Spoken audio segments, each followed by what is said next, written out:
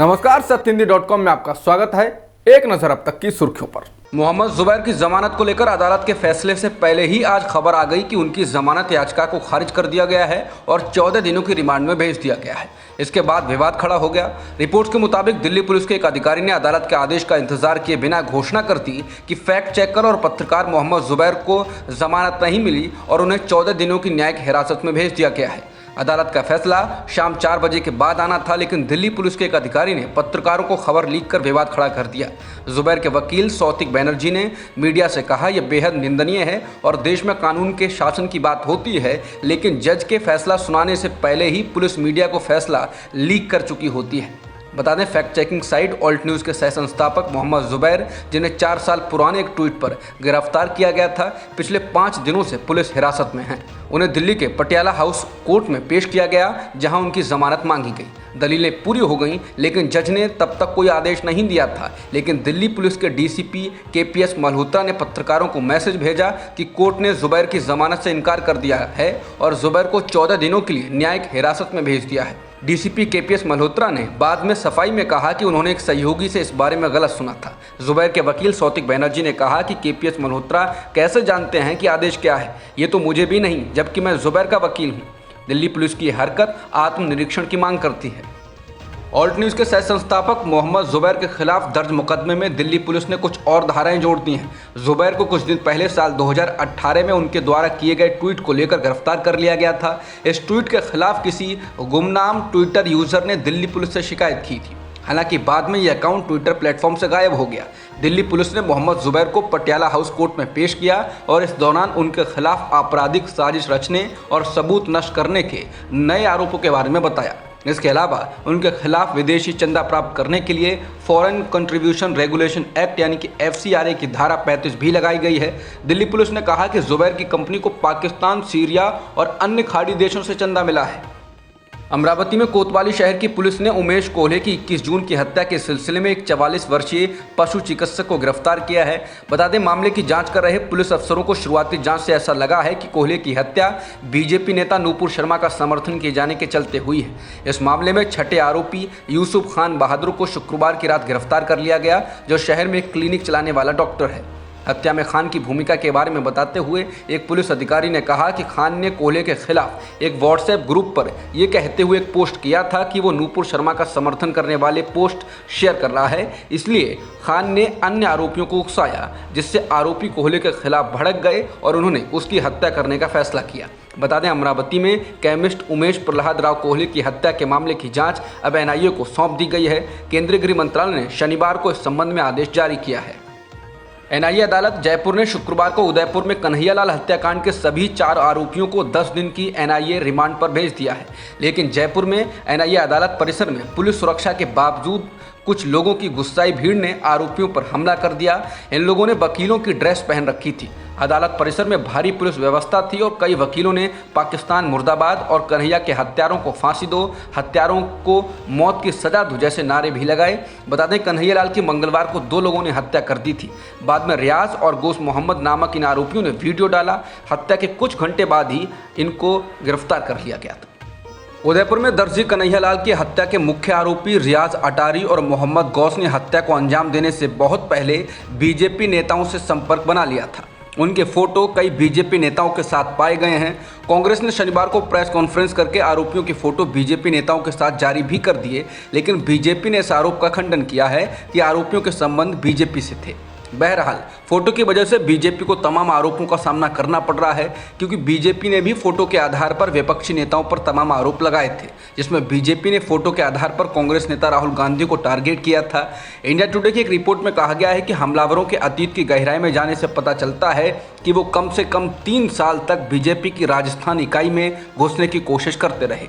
ऐसा प्रतीत होता है कि 2 हत्यारों में से एक रियाज अटारी ने अपने वफादारों के माध्यम से बीजेपी के कार्यक्रमों में अपनी जगह बनाई है।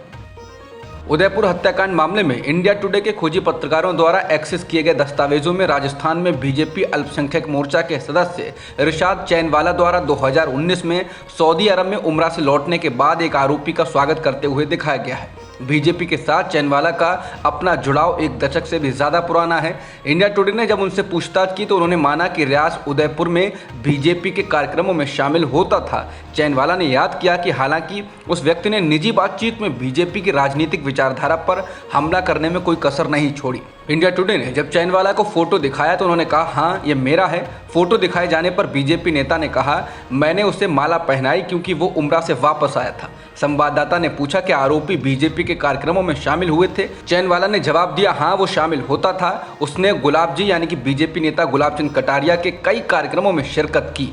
रियाज अक्सर उन इवेंट्स में बिना बुलाए ही नजर आता था। फिर उसने कहा कि वो पार्टी के साथ काम करना चाहता है, लेकिन निजी तौर पर रियाज बीजेपी के कटु आलोचक था।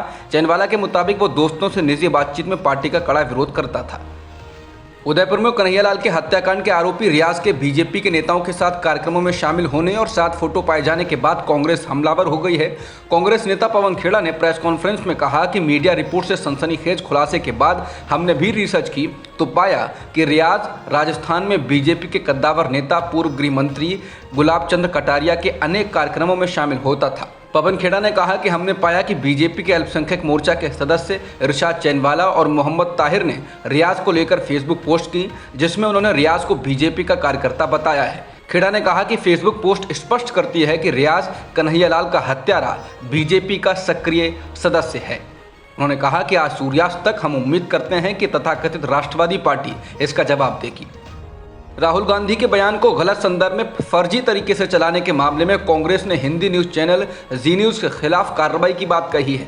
हालांकि न्यूज़ चैनल ने इस मामले में माफ़ी मांगी है, लेकिन कांग्रेस इसको लेकर हमलावर हो गई है। दरअसल राहुल गांधी अपने संसदीय क्षेत्र केरल के वायनाड गए हैं। वायनाड में बीते दिनों कुछ युवाओं ने राहुल के दफ्तर में तोड़फोड़ की थी।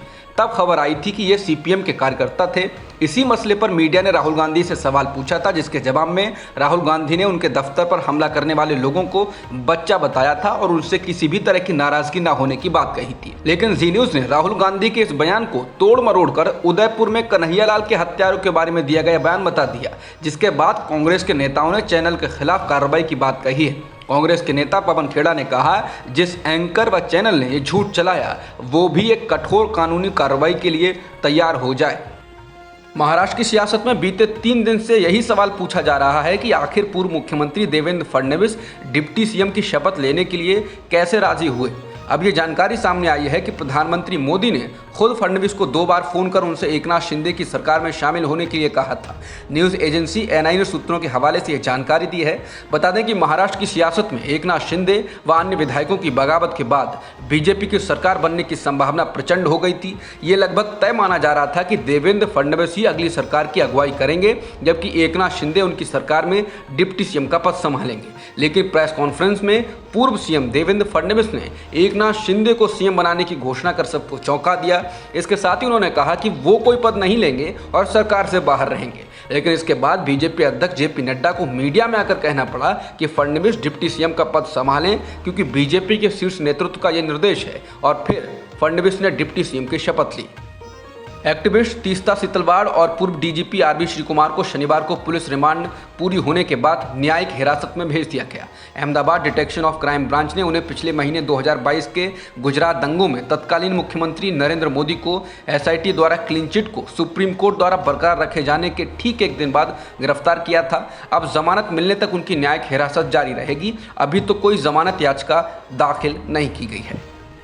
भारत के chief justice of India NV Ramana ने कहा कि सत्ता में मौजूद पार्टी सोचती है कि हर सरकारी काम को न्यायिक समर्थन मिलना चाहिए। विपक्षी दल न्यायपालिका से अपने राजनीतिक पदों और कारणों को आगे बढ़ाने की उम्मीद करते हैं, लेकिन हम केवल संविधान के प्रति जवाबदेह हैं।